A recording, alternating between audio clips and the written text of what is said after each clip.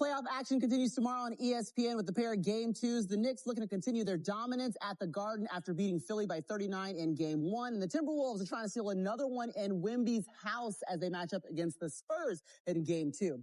Well, that's all the time that we have tonight on NBC, but NBA Showtime is sticking around on Peacock and NBCSN for a recap of our games tonight. Melo, T-Mac, Vince will let you know what they saw in Game 1 in OKC. We're going to catch you up on what happened earlier today in Detroit, where the Pistons took a 1-0 lead against the Cavs. If you're watching on NBC, switch over to Peacock and NBCSN. We'll see you there. So the defending champs get Game 1 against the Los Angeles Lakers. A.J. Mitchell had 18 points, 10 players scoring double figs for OKC. They win it by 18. Welcome back inside the studio, Maria Taylor, alongside the Hall of Famers. We here. We here. The table's so hard. Tracy McGrady, Vince Carter, and Carmelo Anthony here with you. And OKC most certainly rolling. We talk about them showing up and showing out in waves, and it seemed like they got it done a lot with their depth. Chet Holmgren, remember, he had 18 points at halftime, and he was leading all scorers and really didn't stop there.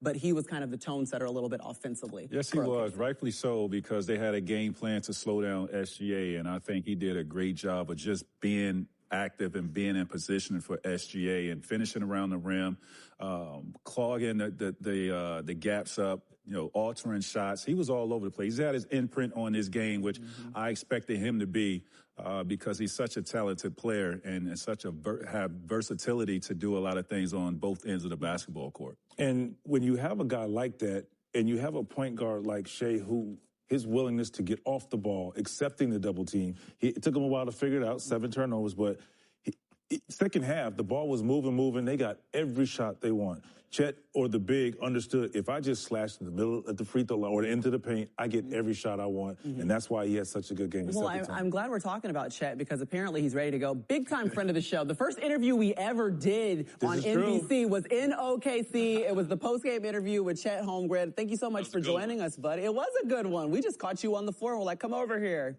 Let's talk about you leading your team in scoring for the first time in your playoff career. Just walk me through what was working for you offensively.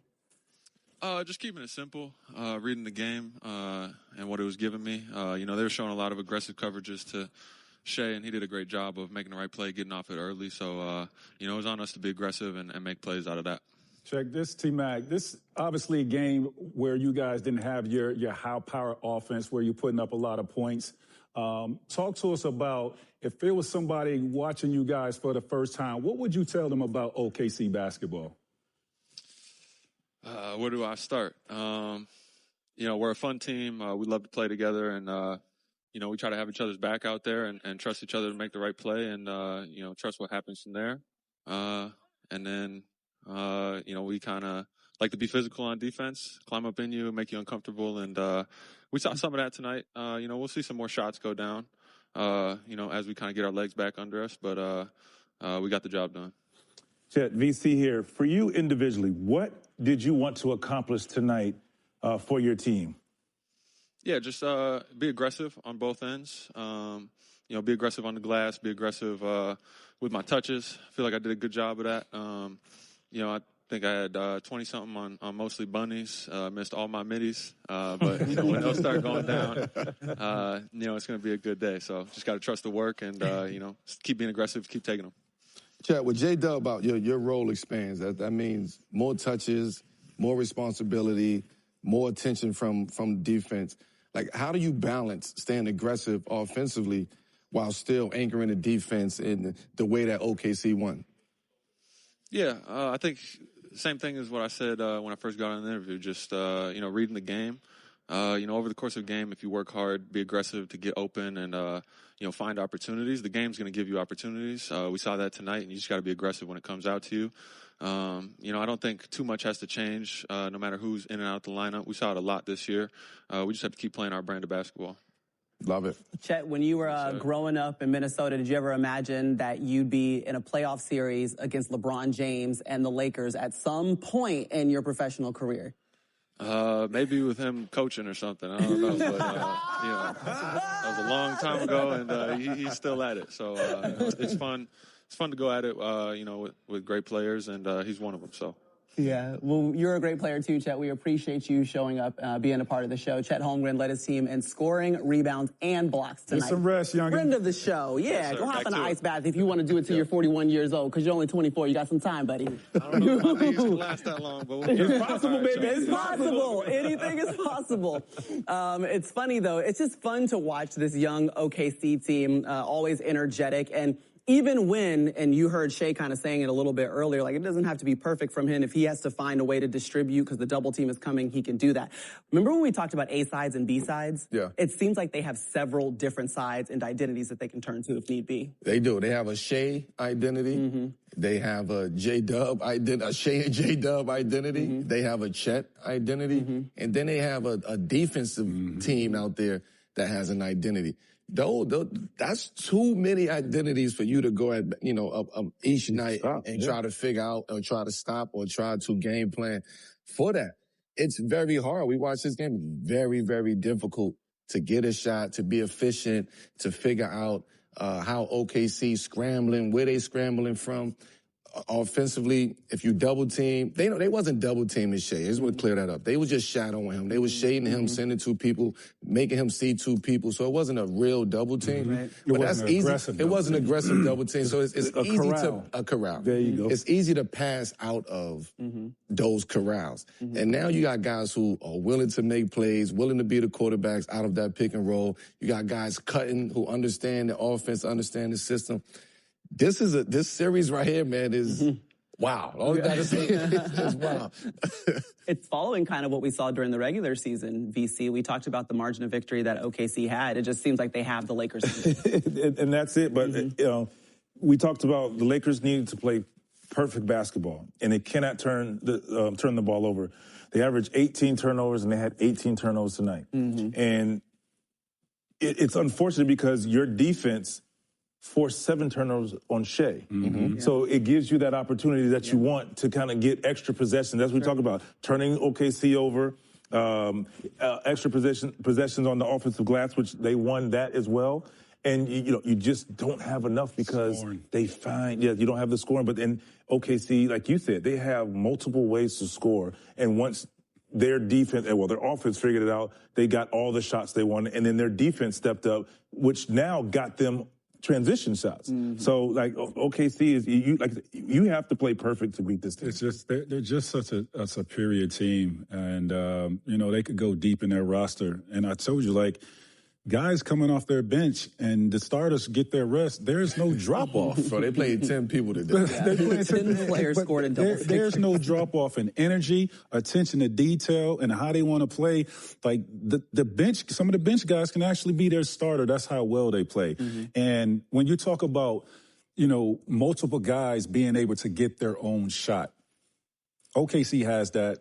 The Lakers do not have that, right? And that is an advantage for OKC because you just keep coming with guys, that can get their own shot. Casey Wallace can get his own shot. Isaiah Joe. You see what Jared McCain did. He came and hit 2 threes. So, the Lakers, I thought, had a great game plan, obviously keeping it close throughout the game. But when the fourth quarter comes, that's when, you got to be perfect. Yeah, you gassed. And they have one more gear. They have one more gear. And I meant 10 players actually scored, 4 in double figures. So some adjustments will have to be made. J.J. Redick, though, he can make some, and he's meeting with the media right now, stepping up to the podium. JJ, I'm sure you have to go back and watch, but where do you think the turning point or kind of key difference was tonight? I don't think there was a turning point. I think it was a general theme throughout the night. When we made game plan mistakes, they hurt us. I thought the Houston game 5 was the most game plan mistakes we made in a playoff game so far. We obviously lost that game.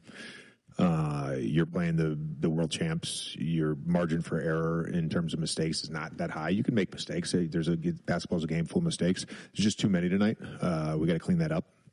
But there were some good things. We won expected score. Held Shea under 20. He ended up with 7 turnovers.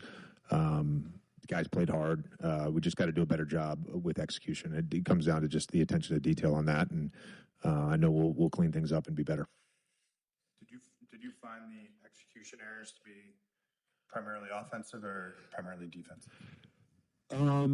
Primarily defensive. There were some things we did offensively that weren't necessarily what we had talked about, and sometimes ran a set and didn't do what we're supposed to do. But I mean that always is going to happen.